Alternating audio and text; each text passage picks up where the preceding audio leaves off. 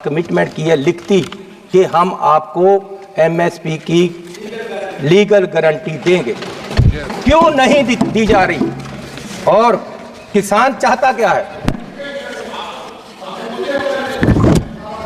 Certificate करें और एकदम गलत बोल रहे हैं, टोटली बेबुनियाद बात बोल रहे हैं। हवाई बातों के ऊपर चलनी थी, लोगों को भ्रमित करने की कोशिश कर रहे हैं। स्पीकर साहब, मेरा स्पीकर, कोई बात नहीं।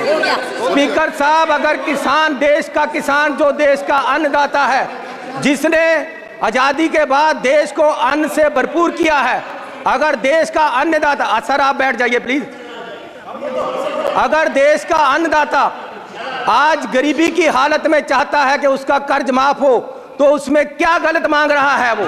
क्यों उनका कर्जा माफ नहीं हो रहा? आप पूंजीपतियों का कर्जा लाखों करोड़ माफ करते हो, उनका 5-5, 10-10 लाख, 2-2 लाख आप कराया गरीब मजदूर और किसान का क्यों नहीं करते हो? मैं ये इनसे पूछना चाहता हूं, इसमें क्या आपत्ति है? और स्पीकर साहब, 4 अभी राहुल जी ने कहा था कि आप किसानों को खालिस्तानी कहते हो। मैं बताता हूं, 4 NSA लगाकर 4 किसानों को इसलिए अंदर कर दिया गया कि वो धरने पे बैठे थे। क्या ये नहीं, क्या ये खालिस्तानी कहने वाली बात नहीं है? और स्पीकर साहब, आपको क्या आपत्ति है? आज माननीय सदस्य जो आप बोल रहे हैं उसका प्रमाण भी प्रस्तुत कर देना। साहब, मैं उनकी एक डिमांड और मैं ये बात करना चाहता हूं। इनका आरोप है, मैं इनका आरोप है कि स्पीकर साहब की वजह से, स्पीकर साहब, वो बात को ऑथेंटिकेट करें। किसान धरने के लिए, किसान एजुटेशन के लिए बोल दिया उनको ऑथेंटिक करेंगे, बोल दिया उनको ऑथेंटिक करेंगे, बोल दिया उनको ऑथेंटिक करेंगे। यार चंदे ही क्यों दुख रहा है? आपको बोलने दो यार। इससे उनको गलत NSA लगाए, ये बोला है। स्पीकर साहब, ऑथेंटिकेट करें, नहीं तो इनके ऊपर प्रिविलेज की कार्रवाई की जाए।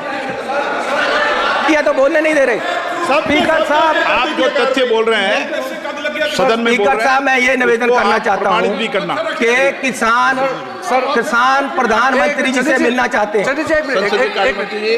संसदीय कार्य मंत्री सर, पार्लियामेंट्री सिस्टम सबको मालूम है, एक दूसरे को पाठ पढ़ाने का नहीं है।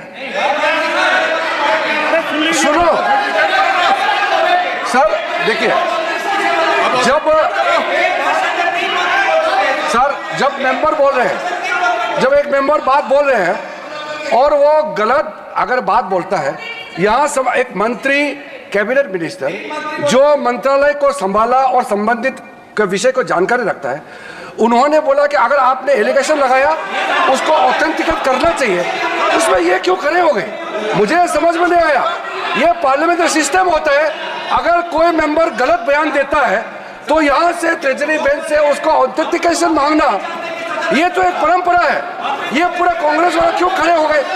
और वैसे भी सदन में इतना बड़ा झूठ बोलना, वो तो पहले मुख्यमंत्री भी थे, क्यों गलत बात रखा है?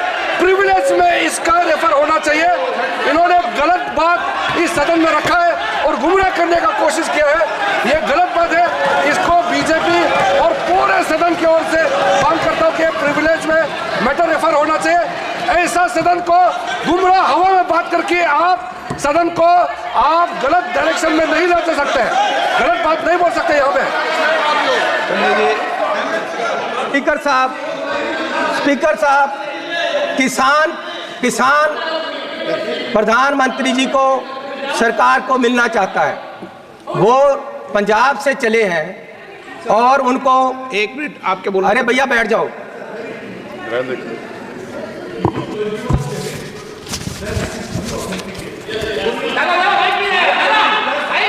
सुनो ना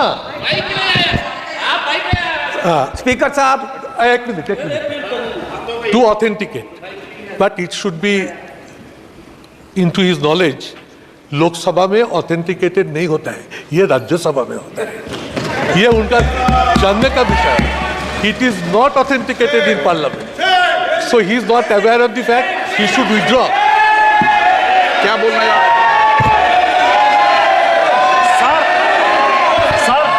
सुदीप दा बहुत सीनियर आदमी है, मैं उनका इज्जत करता हूं, लेकिन स्पीकर का डायरेक्शन 115 1 2 3 4 वो ये कहता है कि कोई मेंबर यदि गलत करता है तो या तो मंत्री या मेंबर उसको सुधार सकता है और स्पीकर उसको कह सकते हैं ऑथेंटिकेट करने के लिए। इसलिए इस रूल के बारे में सुदीप दा को पता होना चाहिए और वो ऑथेंटिकेट उनको करना है। ये रूल का तहत है और ये इस रूल के आधार पर उनको ऑथेंटिकेट करना है। सुदीप दा, चन्नी जी, स्पीकर साहब,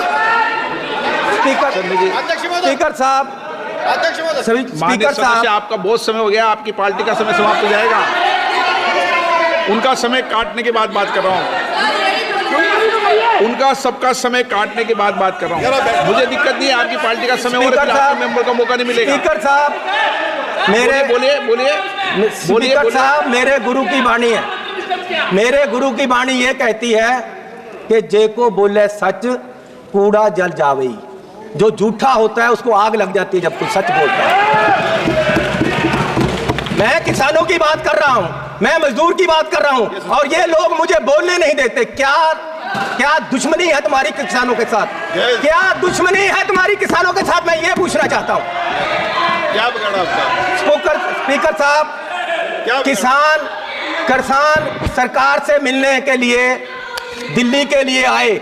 ये बजट का विषय नहीं है सर, बजट का विषय इसलिए है कि हमें कर्जा माफी चाहिए, उसके लिए मैं बोल रहा हूँ। सदन में चर्चा बजट पे बोल रहा हूँ कि कर्जा माफी चाहिए और जो लोग यहाँ कोई किसे मिले नहीं मिले ये तो मेरी स्पीकर साहब, मैं ये कह रहा हूँ, मैं ये नहीं कह रहा हूँ कि आप, मैं ये कह रहा हूँ कि हमारा रास्ता, क्या हम हिंदुस्तान में नहीं है पंजाबी के हरियाणा में पक्का बैरिकेड लगा दिया गया कंक्रीट का और किसानों को दिल्ली तक नहीं आने दिया जा रहा है। और हरियाणा पुलिस ने किसान के गोली मारकर सामने से मारा है, आज तक कोई कार्रवाई नहीं हो रही है।